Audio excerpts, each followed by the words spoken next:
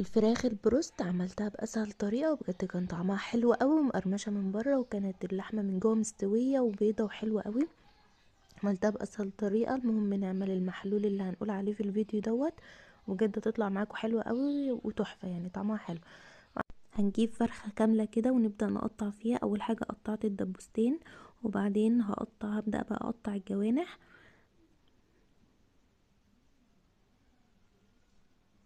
كده قطعت الجناحين والدبوستين والرقبة والعرضتين. هنبدأ بقى نجيب السكينة، دي اهم خطوة بجد، ما ينفعش حد يفوتها، يعني دي اهم حاجة بتخلي الفراخ من جوه نظيفة. هبدأ كده اجيب سكينة واغرس في الفرخة من لمتين لحد ما السكينة توصل اللمة التانية. دي بتخلي المحلول الملح اللي احنا هنعمله يعني يخلي الفراخ من جوه نظيفة وبيضة قوي، وما فيهاش طعم فراخ ولا زفارة ولا دم ولا اي حاجة. ما ينفعش حد يعني ما تعدوش الخطوة دي، مهمة جدا.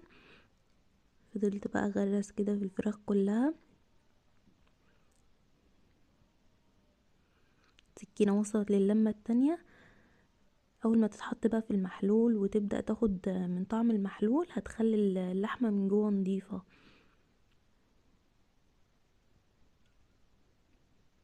هجيب بقى صدور الفراخ كده وقطعتها قطع صغيرة. هجيب بقى بولة كده بالحجم ده، احط 3/4 مية، وانزل بقى شوية خل،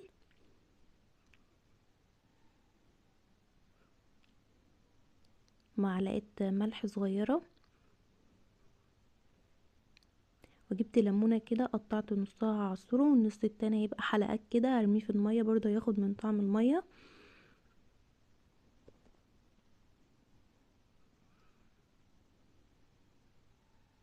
ده اهم محلول بجد، بيخلي الفراخ من جوه نظيفه وحلوه قوي. هنقعد الفراخ بقى، حطيت الفراخ كلها كده في المحلول، واقفل عليها بورق اللي هو ستريتش، وهسيبها في التلاجة لمده 5 ساعات. كل ما الوقت يكتر وهو قاعد في المحلول، كل ما الفراخ تبقى احلى وتبقى نظيفه اكتر من جوه. انا سبتها بالظبط 5 ساعات في التلاجة، ورحت بقى اعمل المحلول التاني، ونزلت عليهم كمان بمعلقه فلفل وكمون.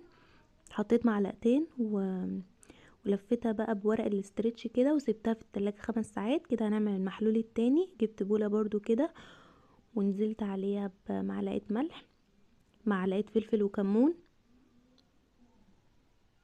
معلقة كاري وكركم، ودي توابل فراخ من عند العطار. ونزلت بتوم باودر وبصل باودر و2 معلقة فيجيتار، ونزلت عليها بطبق مية كده، وحطيت طبق كمان، زودت طبق كمان. وفضلت اقلب بقى في المحلول كده، الفراخ بقى فضلت في المحلول الاول 5 ساعات. طلعتها بقى ونقلتها المحلول التاني، هسيبها برضو في المحلول التاني 5 ساعات. ولو زادت عن 5 ساعات يبقى احسن. كل ما تزيد الساعات وقعدتها في المحلول يعني بتاخد من طعمه اكتر، بتبقى احسن. هنجيب طبق كده او حله، وهنحط فيها كوبايتين دقيق ونص كوبايه نشا وبصل بودر وتوم بودر وكل التوابل وملح وبابريكا وكاري وكركم وكل التوابل، وكريسبي برضو جاهز من عند في المحل. المهم بعد ما قعدنا الفرخه كده في المحلول التاني 5 ساعات، طلعتها كده وحطيتها على صينيه، وبعدين بدات ارصها كده كلها.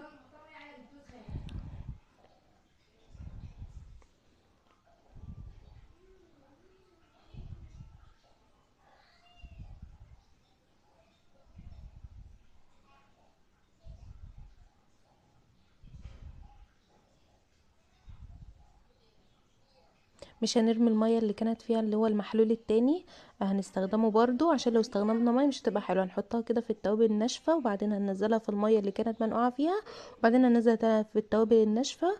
وبجد الطريقة دي بتخليها مقرمشة قوي من بره. فضلت اعمل بقى كل الكمية كده، نزلتها في التوابل الناشفة.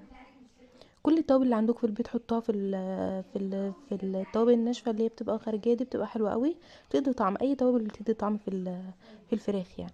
فضلت اعمل بقى كل الكميه كده، عملت كل الفرخه اللي معانا. جبت بقى حله تكون غويطه وملياها زيت، عشان خاطر تغطي الفرخه من فوق ومن تحت وتستوي حلو. خليت النار عاليه جدا، ونزلت فيها الفراخ، خدت صدمه كده، وببدا اهدي عليها بقى، اسيبها تستوي براحتها خالص، عشان السوا تبقى من جوه. لان التتبيله الناشفه اللي من بره دي لو سرعت بص بقى، اللحمه كانت بيضه خالص من جوه، وبس كده خلصتها ورصيتها، وكانت طعمها حلو قوي. جربوها بألف هنا.